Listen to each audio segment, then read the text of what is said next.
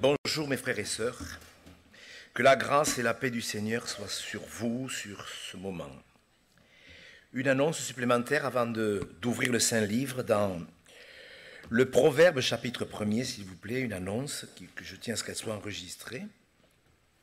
La semaine prochaine, justement, nous serons à Paris pour la pastorale, mais j'en ai profité également pour aller remercier cette église. Vous savez que quand je suis sorti des ADD, je n'ai plus mon salaire et c'est une église à Paris qui a pourvu d'elle-même.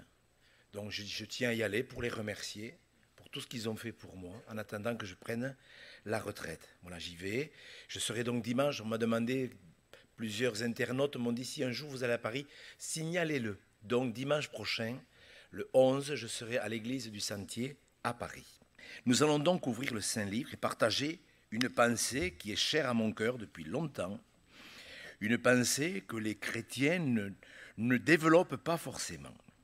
Nous allons faire plusieurs lectures. Ces lectures, vous pouvez les reprendre dans les jours qui vont suivre, dans vos cultes personnels, car vous comprenez bien que je ne commenterai pas chaque texte que nous allons lire.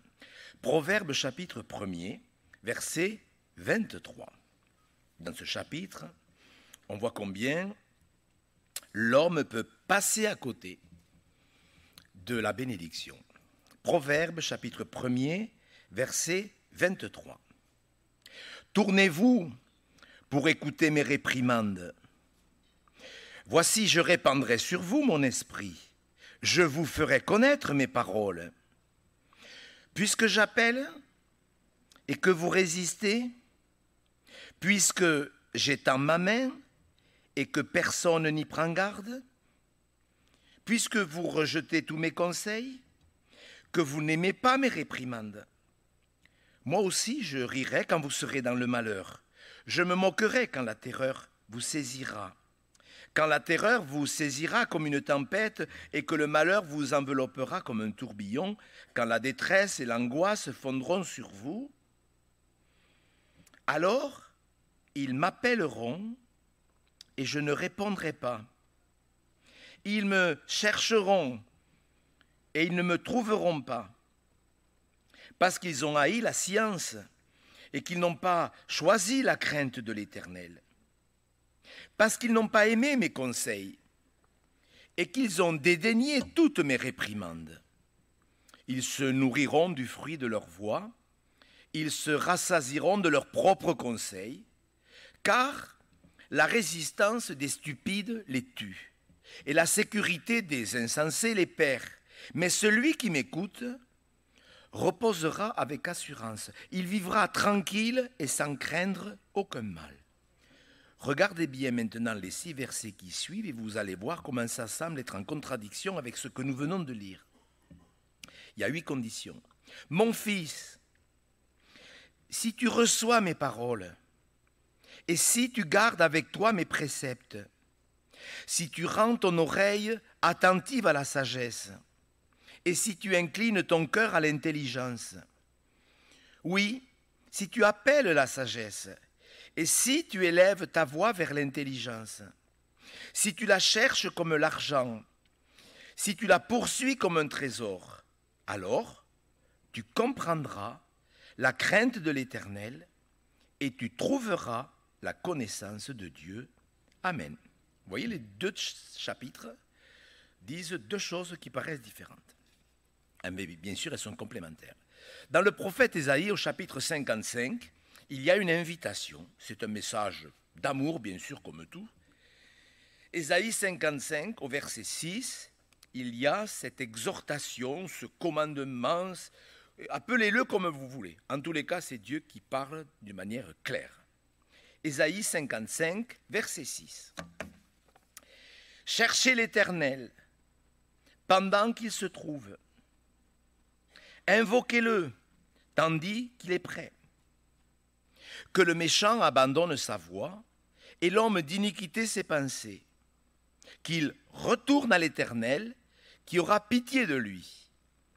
À notre Dieu qui ne se lasse pas de pardonner. Car mes pensées ne sont pas vos pensées, et vos voix ne sont pas mes voix, dit l'Éternel. Autant les cieux sont élevés au-dessus de la terre, autant mes voix sont élevées au-dessus de vos voix, et mes pensées au-dessus de vos pensées. Amen. Vous voyez, dans ce que nous avons entendu ce matin à la Sainte Seine, ou même là, dans ce que nous venons de lire, nous entendons que les voix de Dieu sont incompréhensibles, mais quand même, un homme qui cherche Dieu reçoit la sagesse de comprendre. Il y a des combats, il y a de véritables combats. Ce matin, je voudrais vous parler de cette pensée qui est sur mon cœur, chercher l'Éternel pendant qu'il se trouve. C'est quelque chose d'extrêmement sérieux. Beaucoup de gens ne se rendent même pas compte de ce commandement, de cette invitation. Ils vont à l'église, ils ne savent même pas ce à quoi correspond cette parole, chercher l'Éternel. Ils ne se rendent pas compte que c'est sur la terre et uniquement sur la terre qu'on se prépare à rencontrer Dieu. Parfois, on me dit, vous savez, des gens d'une manière un petit peu rapide, quand je leur dis, vous devriez penser à votre éternité, oh, on verra si ça existe, on verra après. Oui, vous avez dû l'entendre plusieurs fois. Mais si c'est vrai, on se repentira après. Mais voilà, c'est sur la terre. Et je voudrais que vous lisiez avec moi ce texte dans Matthieu chapitre 9, versets 5 à 8, un verset où justement Jésus va bien l'expliquer. Si vous pouvez l'afficher, s'il vous plaît, dans Matthieu chapitre 9. Vous connaissez cette histoire, je ne peux pas prendre ce matin le temps de la commenter. C'est ce fameux paralytique que 4 amis ont descendu d'une façon expéditive auprès du Seigneur Jésus-Christ. Et voilà que Jésus va prononcer le pardon de ses péchés. C'est extraordinaire. Jésus connaît leurs pensées. Et regardez ce que Jésus leur dit. Or, afin que vous sachiez que le Fils de l'homme a sur la terre le pouvoir de pardonner les péchés. C'est sur la terre qu'on se préoccupe d'obtenir le pardon de ses péchés. Et si certains dogmes vous ont appris qu'après la mort, on pouvait avoir du sursis ou du temps pour régler cette affaire, c'est des fausses doctrines qui vous ont appris ça. C'est sur la terre qu'on obtient, ou pas, le pardon de ses péchés. Heureux êtes-vous si vous avez pu vous lever tout à l'heure pour prendre le pain et le vin. Heureux êtes-vous. C'est sur la terre. Dans l'Ecclésiaste, il le dit bien. Regardez avec moi, c'est un texte que, je ne sais pas si vous lisez souvent l'Ecclésiaste, c'est un livre en même temps quand même compliqué. Mais dans l'Ecclésiaste, au chapitre 1er, il le dit bien, non, c'est pas premier. C'est, je ne l'ai pas marqué, c'est pour ça que 12, pardon, vous voyez, c'est le chapitre 12. Il le dit bien, au verset 3, Ecclésiaste 12, 3, souviens-toi de ton Créateur, et au verset 4, avant que s'obscurcisse le soleil et la lumière. Au verset 8, avant que le cordon d'argent se détache, c'est l'image de la séparation de l'âme et du corps. Verset 9, avant que la poussière retourne à la terre comme elle y était et que l'esprit retourne à Dieu qui l'a donné. La parole de Dieu, elle est sérieuse et il faut lire toute la parole pour la comprendre.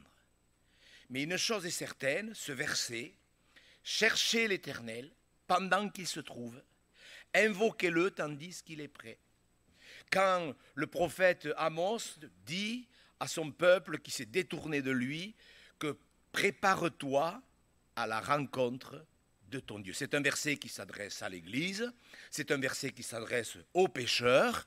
Si vous êtes chrétien, vous devez vous appliquer à rencontrer Dieu, car il y a des choses aussi, avant que vous ne le rencontriez vraiment vis-à-vis, il faut que vous entendiez peut-être certaines choses que Dieu a préparées pour vous.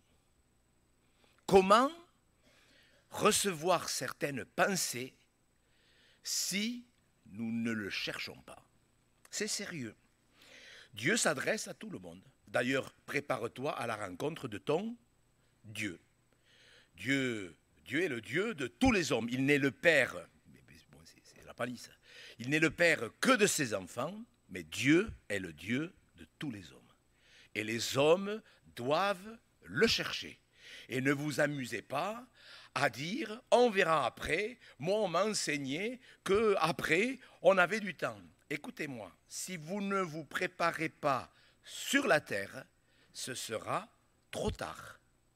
Vous pouvez croire certaines doctrines de certaines dénominations qui vous diront l'inverse, mais dans la Bible, vous ne trouverez pas cet enseignement. Et Dieu n'honore que sa parole. Cherchez l'Éternel, ça s'adresse à tous, aux chrétiens qui vont bien. Ça s'adresse aux pécheurs perdus qui ne sont pas du tout conscients de l'éternité, qui s'en fichent un peu. Mais vous savez, moi j'aime cette honnêteté dans la Bible. Il y a quelque chose, d'ailleurs on peut le lire dans Proverbes. Je le lisais ce matin. Regardez, on revient au Proverbe chapitre 2. Moi j'aime cette honnêteté. Parce que vous savez, il y a des gens qui aiment la lumière, mais il y a des gens qui aiment les ténèbres. Il y a des gens qui préfèrent les ténèbres. Pourquoi Lucifer a été intègre jusqu'au jour où l'iniquité a été trouvée chez lui? Pourquoi? Eh bien parce qu'il a préféré les ténèbres à la lumière. Et moi j'aime ce verset, je le lisais ce matin, je méditais, parce que je médite les textes bien sûr sur lesquels je vais prêcher. Proverbe 2, versets, voyez, 12, 13 et 14. Pour te délivrer de la voie du mal, de l'homme qui tient des discours pervers, de ceux qui abandonnent les sentiers de la droiture, afin de marcher dans des chemins ténébreux. Vous voyez, des gens qui abandonnent le salut, ils préfèrent les ténèbres, et regardez, qui trouvent de la jouissance à faire le mal, qui mettent leur plaisir dans la perversité. Eh ouais. L'autre jour, quelqu'un me dit, mais c'est pas possible que quelqu'un puisse aimer le mal. Je dis, mais si. Si Dieu a créé l'enfer, il sait pourquoi, je pense. Il y a des gens qui trouvent du plaisir dans la perversité. C'est comme ça, c'est leur choix, Dieu le respecte. En tous les cas, nous cherchons l'Éternel. Nous ne cherchons pas que la bénédiction. La première strophe du dernier cantique que nous avons chanté exprime bien que le fait que nous approchons de Dieu, je m'approche de toi, ô Seigneur, bénis-moi. Dieu veut bénir. Vous en êtes convaincus? Dieu aime bénir. Il bénit, c'est sa nature. Dieu bénit. Mais nous ne devons pas chercher la bénédiction. Et c'est le drame de beaucoup de chrétiens qui ont été peut-être mal enseignés, qui n'ont peut-être pas suffisamment écouté la parole. Ils ne cherchent que la bénédiction. En plus, je le répète, Dieu aime bénir, Dieu a du plaisir à bénir ses enfants. On le voit dans toute la parole de Dieu, Dieu aime bénir ses enfants. Mais nous devons chercher sa présence. Je ne sais pas comment vous priez, parce que la prière, c'est un des sujets les plus simples et les plus compliqués. Quand vous étudiez la prière dans la Bible, c'est le sujet le plus simple et le sujet le plus vaste.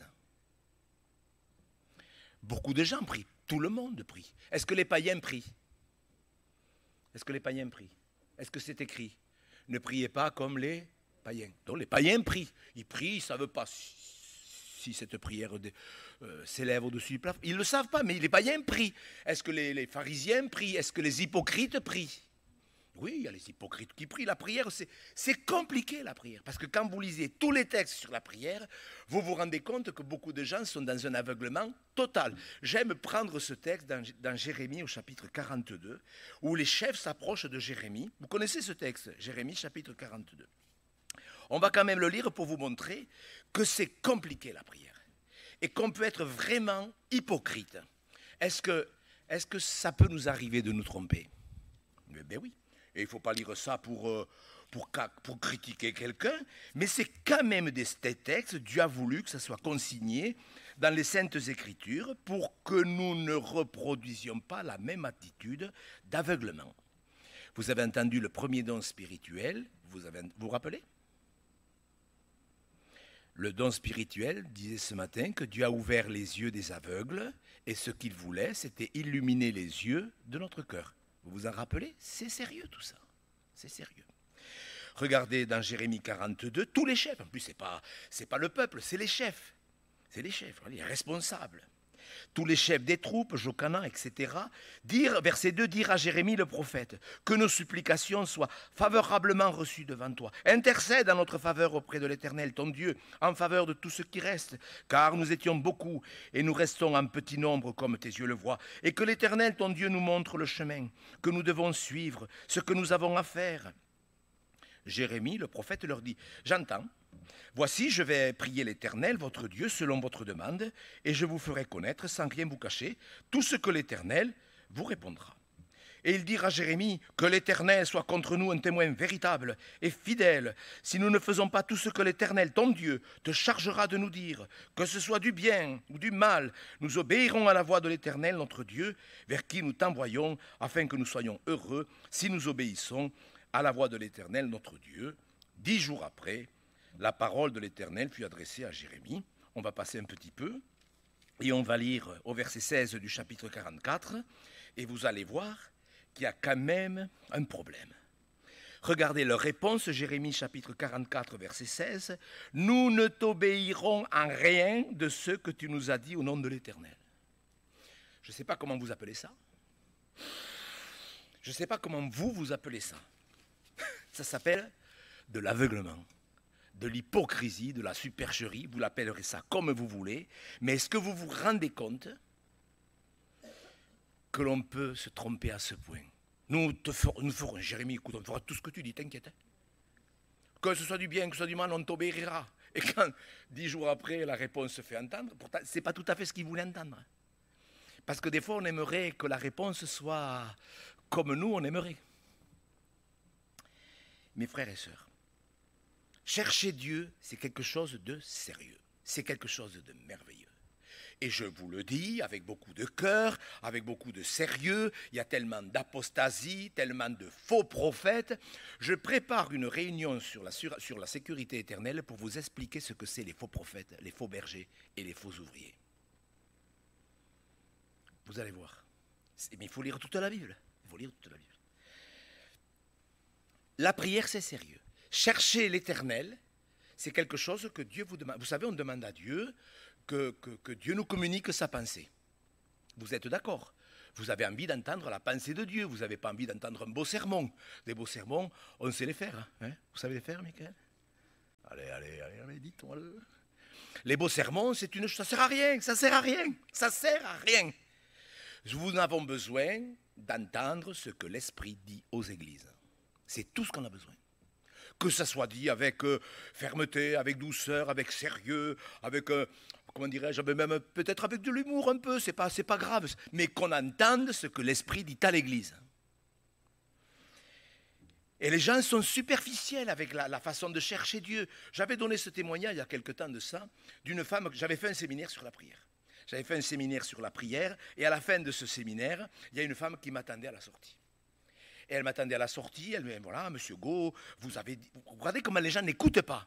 Vous avez dit dans la prière que Dieu est le rémunérateur de ceux qui prient, mais moi je peux vous dire que ce n'est pas vrai. Et j'ai dit, mais je n'ai pas dit ça. En plus, je n'ai pas dit ça. Ah si, vous l'avez dit, monsieur Go. J'ai dit, non, je n'ai pas dit ça. Si, vous avez dit que Dieu est le rémunérateur de ceux qui prient. J'ai dit, non, je n'ai pas dit ça. J'ai dit, Hébreux 11, 6, j'ai cité le verset que vous avez déformé. J'ai dit que Dieu est le rémunérateur de ceux qui le cherchent. Beaucoup de gens prient, et ils prient pour rien.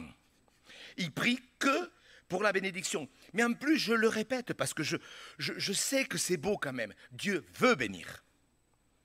Dieu veut bénir. Il veut bénir. Mais il y a beaucoup de gens qui prient pour rien. Et c'est un problème d'honnêteté. Regardez, on a lu ce texte dans les Proverbes. Regardez avec moi dans Ésaïe.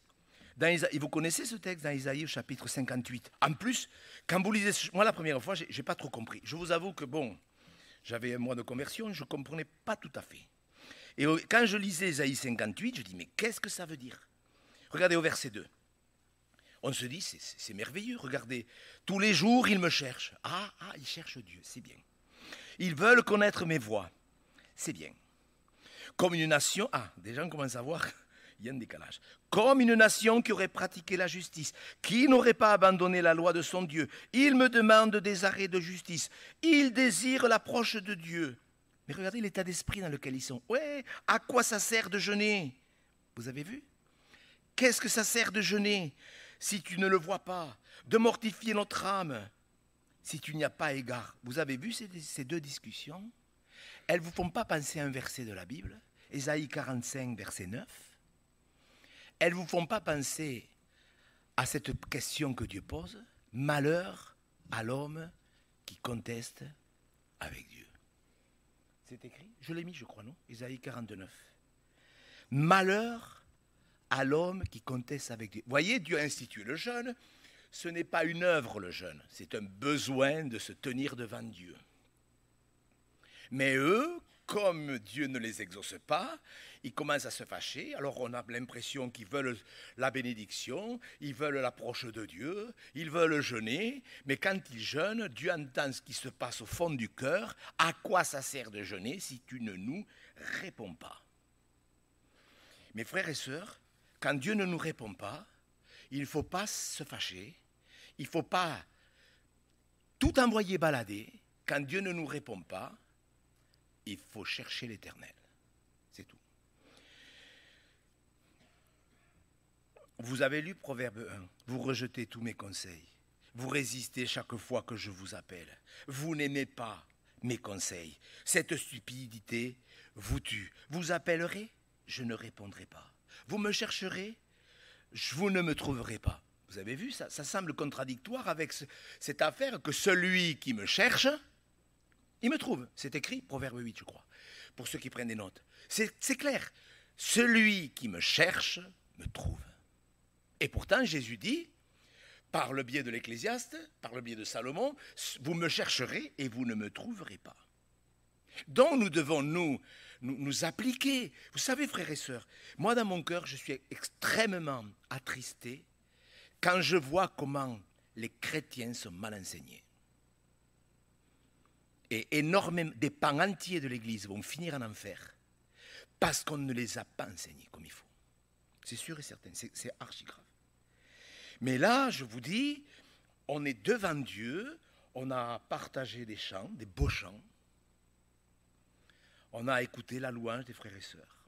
Dieu a entendu toutes celles qui sont montées vers lui, que vous avez faites dans le silence de votre cœur. Dieu a tout entendu. On a pris le pain et le vin, avec sérieux. On est maintenant devant sa parole, et Dieu regarde.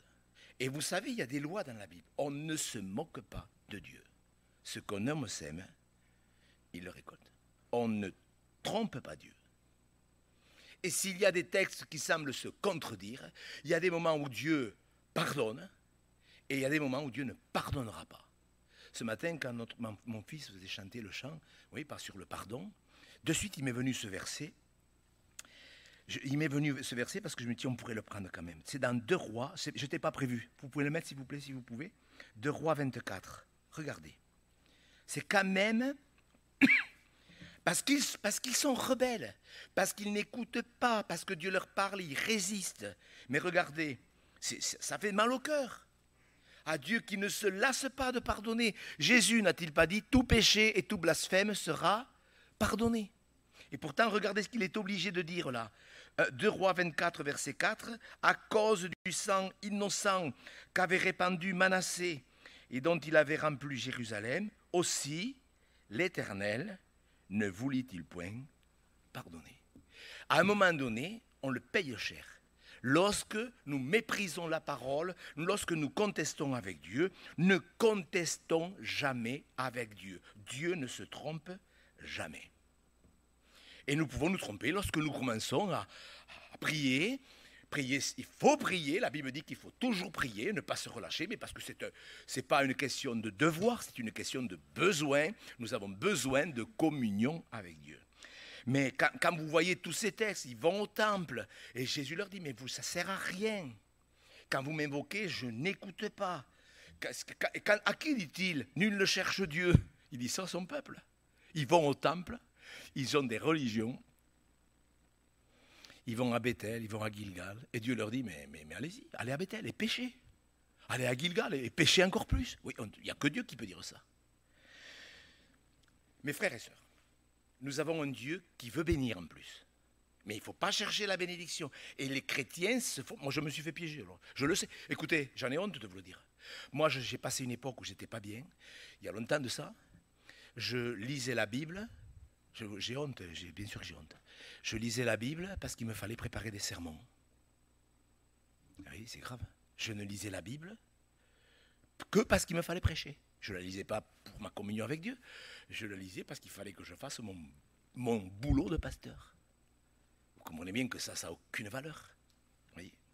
Et il y a des gens qui ne cherchent que la bénédiction. Il y a des gens, ils prient leur temps de culte personnel, c'est qu'ils ne cherchent pas Dieu, ils cherchent la bénédiction. En plus, je vous dis, vous avez le droit de demander la bénédiction. Ce n'est pas contradictoire. Mais beaucoup de pasteurs ne lisent la Bible que pour préparer des sermons. Il y a un sondage qui a été fait dans une dénomination aux États-Unis il n'y a pas longtemps. Et les pasteurs ont dû répondre, 75% des pasteurs ne lisent leur Bible que pour préparer des sermons. On peut chercher l'onction. Vous voyez, un chrétien ou même un pasteur, dire, moi, Seigneur, donne-moi ta puissance. Oui, est-ce que c'est bien ou c'est pas bien? Voilà. Seigneur, donne-moi l'onction. Je cherche l'onction. Moi, je crois que c'est pas bon. Je pense qu'il ne faut pas chercher l'onction. Parce qu'en plus, quand on sait comment Dieu donne l'onction, je peux vous dire qu'il y a tout un travail derrière. Demander l'onction comme ça, rapidement, ça n'a aucun sens, je peux vous le dire. On peut demander à Dieu des programmes, on peut demander à Dieu des thèmes. Seigneur, j'ai besoin d'un thème, il faut que je prêche. J'ai besoin d'une direction. Tu vois, les jeunes, on a essayé le théâtre, on a essayé les mimes, on a essayé des chants modernes. Il faut que je trouve une autre méthode. On cherche des méthodes. Il y a des pasteurs, ils cherchent des méthodes pour évangéliser les gens, pour gagner des âmes. Il n'y a pas de méthode. Il n'y a pas de méthode. On doit chercher l'Éternel, sa présence. Dieu veut bénir. Je le répète parce que il ne faudrait pas que vous pensiez que je fais abstraction de ça. La Bible dit que Dieu accomplit les désirs de ceux qui le craignent. Fais de l'Éternel tes délices et il te donnera ce que ton cœur désire. La Bible dit que celui qui s'approche de Dieu, comme Dieu le demande, que l'Éternel peut faire infiniment au-delà de ce qu'on peut demander ou penser. Donc, 3 versets, ça suffit, je pourrais en prendre une vingtaine d'autres, 3 versets qui nous prouvent bien que Dieu veut bénir. Mais, mes frères et sœurs, vous qui soupirez à recevoir la pensée de Dieu, nous qui soupirons à cela, nous devons comprendre qu'il faut le chercher à lui, se retrouver au pied du Seigneur. Il y a trop de chrétiens qui décrochent. Vous ne trouvez pas qu'il y a beaucoup de gens qui ont quand même abandonné les voies de Dieu? Sérieusement, vous en connaissez des chrétiens qui ont abandonné Dieu? Pensez en 10 secondes, ne sortez pas de la prédication, mais ça ne fait rien. Vous n'avez pas vu beaucoup de chrétiens qui ont pris le baptême, qui ont fait des expériences plus belles les unes que les autres et qui pourtant ont abandonné Dieu? Oui ou non? Qu'est-ce qui s'est passé? Il s'est passé qu'ils n'ont pas cherché Dieu.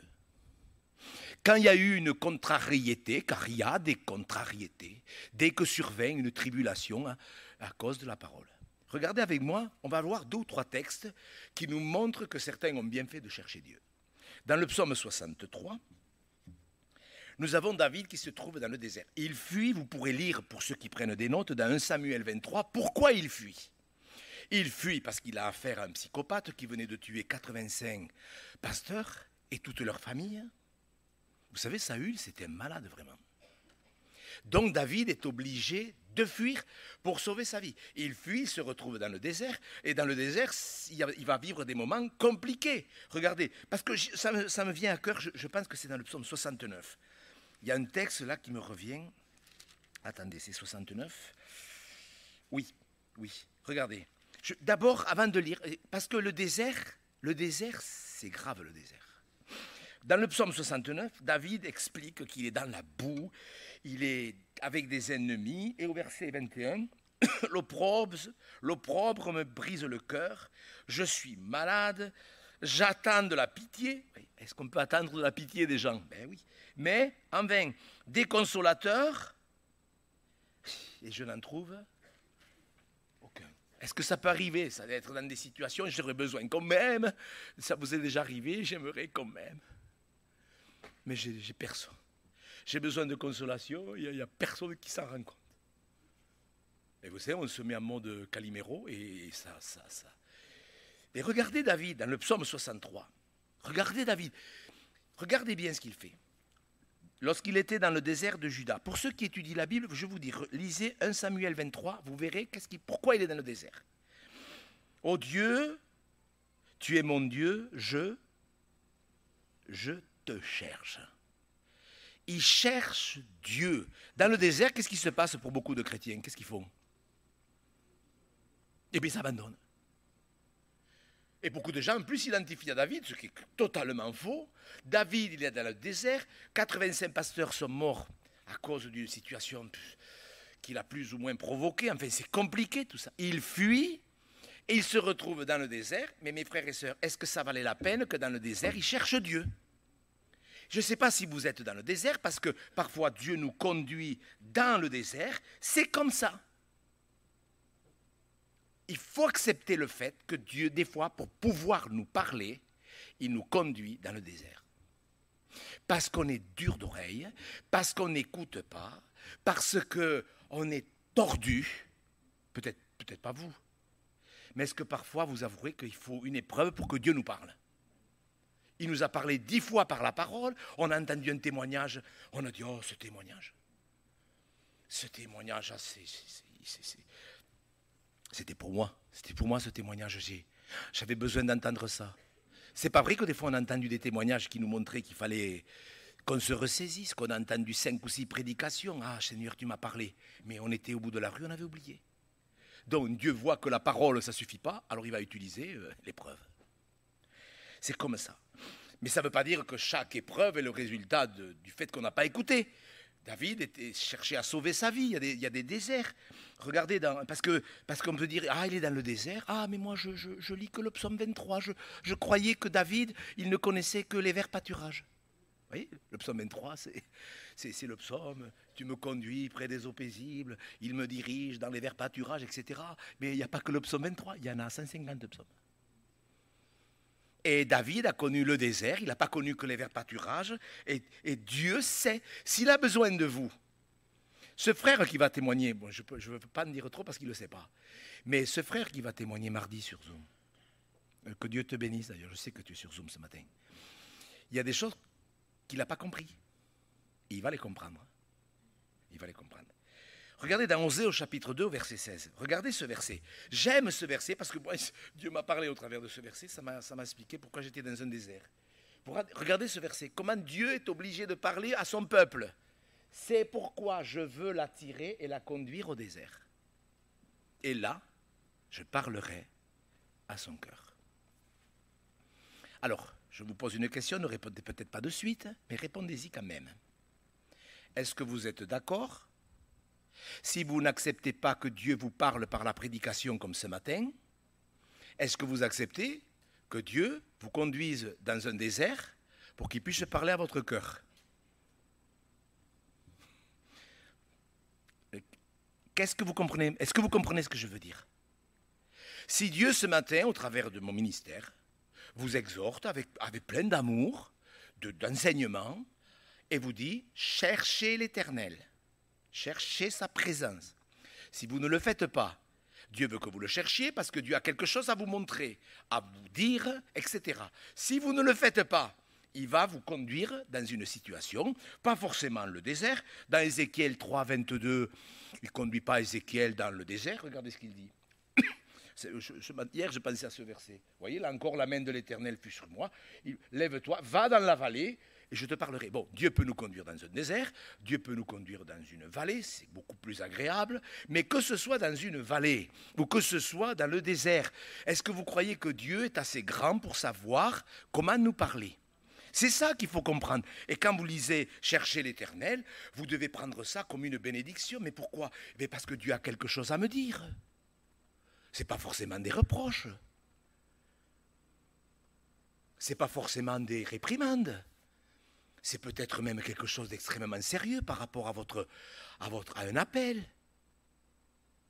Mais moi, j'ai 75 ans.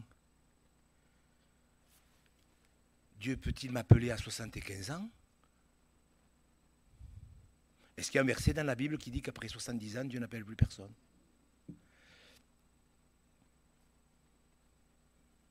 Cherchez l'Éternel. Écoutez, je ne sais pas si vous considérez ça comme une bénédiction. Moi, oui. Cherchez l'Éternel. Je veux apprendre. Parce qu'il y a des choses que je n'apprendrai que dans le désert. Cantique 8, verset 5. C'est une question qui tombe là dans le livre des Cantiques. Tu te demandes comment elle est tombée là, cette question. Apparemment, elle n'a rien à voir avec tout le contexte. Et pourtant, il est dit, qui est celle qui monte du désert, appuyée sur le bien-aimé. Écoutez-moi, frères et sœurs, il n'y a pas 36 000 solutions. Les déserts, des fois, ils durent trop longtemps. Parce qu'on peut tourner en rond dans un désert. Les Hébreux auraient dû rester dans le désert 3 semaines. Ils y sont restés 40 ans. Ils ont tourné en rond. Le seul moyen de sortir d'un désert, il n'y en a qu'un, c'est de s'appuyer sur le bien-aimé. Et vous savez qui c'est le bien-aimé? C'est notre Seigneur. C'est l'expérience la plus belle que l'on puisse faire. Je sors, je suis accroché à mon Seigneur. Elle n'est pas belle cette question? Qui est celle qui monte du désert? Ça nous prouve que le seul moyen de sortir le plus rapidement possible d'un désert, c'est de s'appuyer sur notre Sauveur. Il sait ce qu'il fait. Et dans le désert, ah, moi j'en ai assez, moi j'envoie tout balader. Mais vous pouvez envoyer tout balader, Dieu ne va pas vous empêcher. Mais je trouve que c'est dommage quand Dieu a voulu, dans sa grâce, nous appeler, nous toucher, nous sauver, nous amener au calvaire, nous faire entrer dans son royaume, que tout d'un coup nous l'abandonnions pour une incompréhension. Paul dira, Démas, il m'a abandonné pour l'amour du siècle présent. Un compagnon, un collègue de Paul, tu te dis, est-ce que c'est possible? Eh bien oui. Démas a abandonné l'apôtre Paul parce qu'il a préféré l'amour pour le siècle présent. Mais si vous aimez le monde, mais écoutez, on n'est pas dans une secte. Hein. Si vous préférez le monde, si vous préférez les plaisirs de la perversité, ben faites. Vous avez dit, mais monsieur Go, vous ne devriez pas dire ça, c'est pas bien. Enfin, moi j'ai entendu quelqu'un dire que celui qui se souille, que celui qui se sanctifie. On voit très bien que Dieu nous laisse libres, c'est un des derniers avertissements de la Bible. Mais la pensée demeure, chercher l'Éternel, il faut que je te cherche. Oui, je suis dans le désert, je m'y suis mis moi-même, Dieu m'y a amené pour m'apprendre quelque chose. Vous savez, c'est compliqué les déserts. Moi j'en ai subi un, Dieu m'y a envoyé. Je ne pense pas que j'avais péché, sincèrement. Mais j'avais besoin d'apprendre ce qu'on est en train de partager, c'est tout. Il y a des moments, il faut savoir aller là où le problème a commencé. D'ailleurs, dans le Deutéronome, chapitre 4, c'est un verset qui l'explique bien. Alors, quand je vous donne le verset, bon, ils n'ont pas obéi, Dieu est obligé de les disperser. C'est ce qui est écrit au verset 27. Et au verset 29, Dieu donne la solution. Il faut lire tout le contexte, c'est beaucoup plus fort au niveau de la compréhension. Regardez, verset 29, c'est de là, accent, c'est de là aussi que tu chercheras l'Éternel. Ton Dieu, que tu le trouveras, si tu le cherches de tout ton cœur, de toute ton âme, au sein de la détresse, etc. Toutes ces choses t'arriveront, mais c'est de là où tu es tombé, que tu le chercheras. Est-ce que ça peut arriver de dire, mais au fait, où c'est que j'ai commencé à chuter? Où c'est que j'ai commencé à être plus léger? Où c'est que j'ai commencé à ne... Peut-être, tiens, pourquoi? Qu'est-ce que c'est qui m'a amené à ne plus lire la Bible? C'est des questions qu'on peut se poser, ça? Est-ce que ça peut arriver? Tiens, comme on dit, j'ai levé le pied, j'ai été négligente. C'est quand que j'ai commencé? Ah tiens, c'est quand je me suis disputé avec ma femme. Ça m'a contrarié, on ne s'est pas demandé pardon. C'est depuis ce jour-là que je ne lis plus la Bible. C'est de là que tu le chercheras et que tu le trouveras. Dieu ne joue pas, mais il faut aller là où ça s'est passé. Souviens-toi d'où tu es tombé. Quand le fils des prophètes a tombé le fer de hache, vous savez le fer de hache, là, ils construisent une maison, etc. Et le fer tombe, il est affolé parce qu'il l'avait emprunté, et il appelle Élisée, et Élisée, il lui dit, où est-il tombé? Il va le faire remonter, vous savez comment? Bon, ça n'avait aucune importance qu'il soit tombé à gauche, à droite, au milieu, devant, un peu plus près. Ça n'avait aucune importance. Pour Dieu, le faire remonter, franchement. Mais où est-il tombé? Où ça s'est passé? C'est de là que tu le chercheras. Il faut qu'on soit honnête, dire, mais c'est vrai, c'est vrai, c'est vrai, c'est vrai. Jouons pas la comédie. Vous savez, on est des frères et sœurs, on n'a pas besoin de jouer la comédie. Oui ou non? On n'a pas besoin de jouer la comédie, de faire semblant d'être spirituel. Si on l'est, c'est bien. Si on a baissé un peu, c'est pas grave. Écoute, tu vois, ces choses te sont arrivées. Oui, tu as perdu la joie. Je me souviens, moi, de ce jour où j'avais prêché et qu'à la fin de la prédication, j'ai dit, mais Seigneur, ce que je prêche, je ne le vis pas. J'étais triste. Hein. J'avais prêché, il y avait même des conversions. Et je faisais bien la différence entre que Dieu honorait sa parole et que le bonhomme, il n'allait pas bien. Et Seigneur, ce que je vis, ce que j'ai prêché, je ne l'ai pas vécu. Je ne le vis plus. Et pendant plusieurs jours, je me suis mis à genoux dans mon bureau. Et Dieu m'a montré ce qui n'allait pas. Oui, c'est pas grave. C'est pas grave. Dans le livre d'Esdras, au chapitre 8, Esdras est un homme qui connaît Dieu, la main de Dieu est sur lui. C'est un livre que vous pouvez lire pour voir comment Dieu utilise des hommes, pour voir comment les chrétiens charnels essaient d'éloigner les chrétiens de Dieu. Moi, le livre d'Esdras, c'est un livre qui m'a beaucoup servi dans mon ministère parce que vous avez décrypté une dizaine de pièges que les gens charnels, dans le peuple de Dieu, les Ammonites, les Moabites, ce qu'ils ont fait à Esdras ou à Néhémie. C'est impressionnant, ce n'étaient pas des étrangers, c'était des gens du peuple de Dieu. Quand les gens sont charnels, il faut savoir les percevoir. Dans Esdras, au chapitre 8 et au verset 21, on voit, il est plein d'assurance, il obéit, il veut faire la volonté de Dieu, et regardez ce qu'il dit. Elle est belle, là. Le verset qui suit, s'il vous plaît. Voilà. J'aurais eu honte de demander au roi une escorte et des cavaliers pour nous protéger contre l'ennemi pendant la route, car nous avions dit au roi, regardez, la main de notre Dieu est pour leur bien sur tous ceux qui prient. C'est ça? Ah, pardon. La main de notre Dieu est pour leur bien sur tous ceux qui le cherchent. Mais sa colère et sa force sont sur tous ceux qui l'abandonnent. Ça ne vous rassure pas de savoir que Dieu a une main pour vous bénir? Ça ne vous rassure pas? La main de notre Dieu, elle est sur tous ceux qui le cherchent. Et je vous répète, priez pour vos enfants. De toute façon, on doit demander à une maman, pense à prier pour tes enfants. Est-ce qu'on peut dire ça à une maman? Ben non, c'est impossible. Une maman prie pour ses enfants, c'est même pas la peine de lui demander. Par contre, on peut demander à toutes les mamans et à tous les papas, cherchez l'Éternel. Vous comprenez? Quelle grâce! La main de Dieu qui bénit. Alors là, vous voulez être béni? Vous voulez être protégé pendant votre marche jusqu'au bout? Jusqu'à la Jérusalem céleste? Vous voulez être protégé? La main de Dieu est pour le bien de tous ceux qui le cherchent. Dieu a une main pour bénir. Dieu a une main pour s'opposer aussi. Et ça vaudrait la peine peut-être que vous preniez une concordance. Écoutez, commencez à le faire parce qu'il va y avoir du boulot. Il y a 898 versets qui parlent de la main. Et la main au pluriel, il y en a 641. Donc vous voyez qu'il y a de quoi faire une étude personnelle sur la main ou les mains.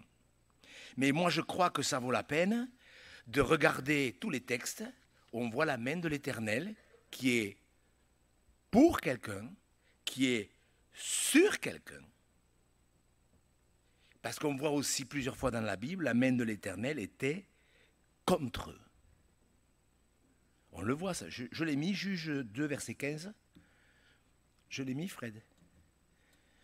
Je ne l'ai pas mis, mais vous auriez dû anticiper. Vous ne trouvez pas qu'ils ne sont pas compétents vraiment, ces frères? Il faudra qu'on se voie, Fred. Non, Michael? Non, vous auriez dû savoir que j'allais proposer ce verset, ce n'est pas bien. Je plaisante, hein, pour ceux qui... Parce qu'il y a quelqu'un qui a dit l'autre jour, Monsieur Gou, il doit être sévère, hein, quand je vois comment il parle aux gens dans l'église. Oui, je plaisante parfois. La main de l'Éternel était contre Juge 2, verset 15. Il parle à son peuple. Partout où ils allaient, lisez le chapitre, lisez-le. Partout où ils allaient, la main de l'Éternel était contre eux. Ça fait mal au cœur quand même. Pourquoi ? Eh bien parce qu'ils se sont détournés. Et écoutez-moi bien, je vais le dire, parce que je sais qu'il y a des pasteurs qui m'écoutent, je le sais de plus en plus. Laissez-moi vous dire que quand on accepte des fausses doctrines, la main de l'Éternel, elle est contre nous. Et vous qui cherchez des méthodes, vous qui cherchez des thèmes nouveaux, de l'animation nouvelle, et qui acceptez tout ça pensant que Dieu va le bénir, moi je peux vous dire que la main du Seigneur sera contre vous. La main du Seigneur, elle est sur tous ceux qui s'appliquent à conserver la doctrine. D'ailleurs, dans Esdras, je ne l'ai pas marqué, mais ça fait rien, on va le lire. Regardez avec moi. Dans Esdras, regardez un des comportements qui fait que la main de Dieu est sur vous. Esdras 7, verset 10. Je n'avais pas prévu de le mettre, mais quand même quel beau verset. Il me vient à l'esprit parce que ça se recoupe avec tout ce que je suis en train de vous enseigner.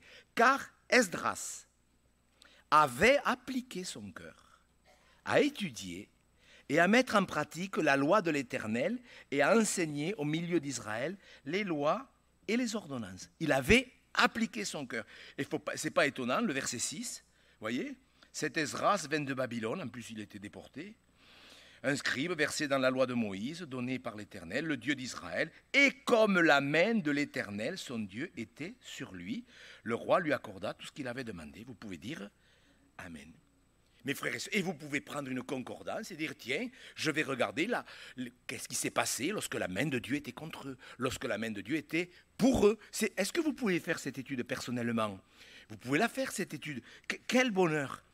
Vous savez, quand les Hébreux ont dit « Ah, la main de l'Éternel est-elle trop courte ?» Vous savez, non mais la main de l'Éternel est trop courte. Vous savez, ils priaient, et à la fin de leur prière, ils ont eu l'intelligence de dire « La main de l'Éternel est trop courte. » Et Dieu leur répondit « Non, non, non, non. La main de l'Éternel n'est pas trop courte. C'est vos péchés qui font obstacle. » Vous voyez comme on a tendance à contester. Écoutez, Dieu ne se trompe jamais. Vous le croyez? Donc soyons sérieux. Alors si vous êtes chrétien, appliquez, cherchez l'Éternel. Si vous êtes un fils prodigue, cherchez l'Éternel. Si vous êtes un pécheur, cherchez l'Éternel. Pendant qu'il se trouve, à moins que vous préfériez les ténèbres et que vous trouviez du plaisir dans la perversité, vous aurez toute l'éternité pour en profiter. Ce n'est pas moi qui vais vous obliger, parce qu'on des fois, oui, vous nous obligez, vous nous mettez la pression. Je pense qu'on ne met pas du tout la pression. Dieu a créé le ciel, Dieu a créé l'enfer, Dieu sait ce qu'il a fait. Mais il y a des gens qui vont s'appliquer à chercher Dieu, et ceux qui cherchent Dieu, la main de l'Éternel sera sur eux.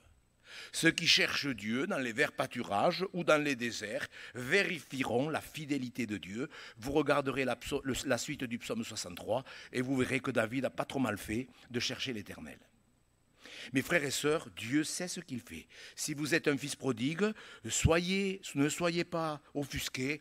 Nous, on vous demande pardon, les pasteurs. Parce que si on avait peut-être enseigné aux gens ces choses, beaucoup n'auraient pas rétrogradé. Si à la place de dire « venez à Jésus et vous serez heureux », tout ça, c'est des fausses doctrines, ça. Est-ce que c'est vrai? On doit dire aux gens « venez à Jésus et vous serez heureux » ou « venez à Jésus et vous serez sauvés ». Est-ce que vous comprenez? Bien sûr qu'on est heureux, mais on peut aussi pleurer. Et ce n'est pas parce qu'on pleure que ça ne va pas. Vous voyez, c'est nous qui avons perdu les gens. Ils perdent les âmes. Moi, vous savez, quand je pense au fils prodigue, je pense au pasteur, je me suis dit, mais on est responsable d'avoir scandalisé beaucoup de chrétiens. C'est archi grave. Et moi, devant Dieu, je vous demande pardon au nom des pasteurs de France. Pour le péché qu'on a généré pour faire plaisir aux gens. Non, quand on vient à Jésus, on est sauvé. Après, si vous êtes heureux, c'est bien. Normalement, vous serez heureux d'avoir la joie du salut. Mais je veux dire, on peut des fois... on peut traverser un deuil. Ce n'est pas parce qu'on est dans le deuil que ça ne va pas. cherchez l'Éternel pendant qu'il se trouve. Parce que c'est sur la terre qu'il faut s'appliquer à ça. Et puis vous ne savez pas ce à quoi Dieu va vous appeler. Je termine et je répète ce que j'ai déjà dit, mais ça ne fait rien. Vous savez, quand j'ai fait mon AVC, j'avais compris ce truc. J'avais compris. J'avais eu une épreuve tellement grande à Tahiti que j'avais compris que l'AVC, c'était une façon que Dieu me dise arrête-toi. Et je me suis arrêté et je peux vous dire qu'il y a certains textes bibliques qui m'ont profondément interpellé. Et que ce n'est pas parce qu'il y a une infirmité que Dieu ne bénit pas. D'ailleurs, c'est Paul qui dit aux Galates, on va le lire, tiens, pour terminer. Regardez-le, parce que nous, on est bloqués avec la bénédiction. Mais il n'y a pas que la bénédiction qui amène la bénédiction. Il y a aussi des épreuves. Et regardez ce que Paul dit aux Galates. Vous devriez l'avoir déjà mis, Fred. Ouais. Mais enfin bon. Galates 4, verset 13. Voilà. Galates 4, verset 13. Mais regardez, je voudrais que vous compreniez que le problème, ce n'est pas la santé ou l'infirmité. Le problème, c'est de chercher Dieu. Vraiment, je vous le dis, mes frères et sœurs. Galates 4, verset 13. Vous ne m'avez fait au compteur. Vous savez, regardez si c'est je ne sais pas comment vous l'interprétez ce verset. Vous savez que ce fut à cause d'une infirmité de la chair que je vous ai annoncé pour la première fois l'évangile. Vous dites? Non? Vous dites pas amen? Est-ce que vous comprenez? Le problème, il n'est pas dans la bénédiction ou dans l'infirmité. Le problème, c'est de chercher Dieu. Et quand vous cherchez l'Éternel, vous le trouvez. Et moi, je pense aux frères, parce que c'est vrai que c'est mon point de chute, ça. Je pense aux frères que Dieu voudrait appeler au ministère. Je suis sûr que dans cette église et dans tous ceux qui m'écouteront, et vous l'entendrez mardi, il y a des frères qui, ne cherchant pas Dieu, ne découvriront jamais ce à quoi Dieu les appelle. Alors c'est vrai que je prêche un peu pour ma paroisse. Je prêche surtout pour le Seigneur, pour sa paroisse. Je ne prêche pas pour moi. Mais mes frères et sœurs, retenez ce verset. C'est une des plus belles invitations de la Bible. Cherchez l'Éternel. Amen. Est-ce qu'on pourrait fermer les yeux et terminer par la prière? Vous voulez bien?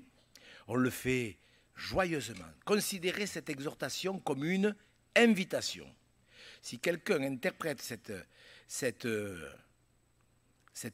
exhortation comme un reproche, je vous en supplie, j'ai mal prêché.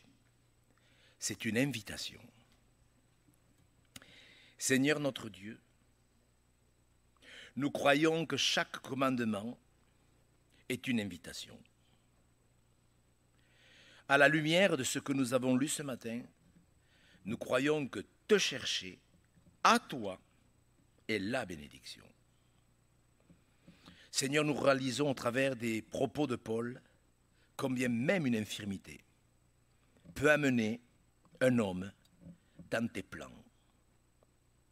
Comment une infirmité peut amener un homme à devenir un serviteur de Dieu.